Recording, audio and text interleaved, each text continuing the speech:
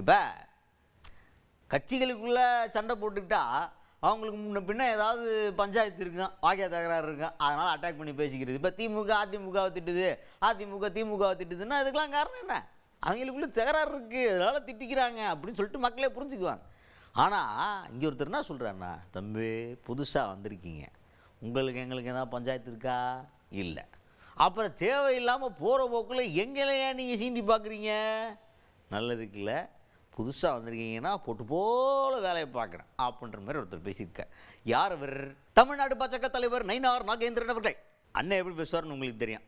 ரொம்ப பொலைட்டாக ஒரே டோனில் ஏற்ற இறக்கம் இல்லாமல் ரொம்ப கரெக்டாக பேசுவார்.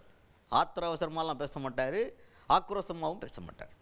அவர்கிட்ட என்ன கேட்டாங்கன்னா, சார் பாஜகவை போகிற போக்கில் சும்மா இல்லாமல் விஜய் அவர்கள் குத்துன்னு குத்திருக்காரு அந்த பிரச்சாரத்தில் அப்படின்ற மாதிரி கேட்டுவிட்டாங்க. அதுக்கு அவர் என்ன சொல்கிறாருன்னா, நீங்கள் கட்சி ஆரம்பிச்சிருக்கிறாங்க, பாஜகவுக்கும் அந்த கட்சிக்காரங்களுக்கும் எந்த பிரச்சனையும் இல்லை, ஆனாலும் எங்களை பற்றி ஏன் பேசுகிறாங்கன்னு தெரியல, இனிமேல் பேசாமல் இருக்கிறது நல்லது அப்படின்ற மாதிரி அவர் ரொம்ப பொலைட்டாக சொல்கிறார்.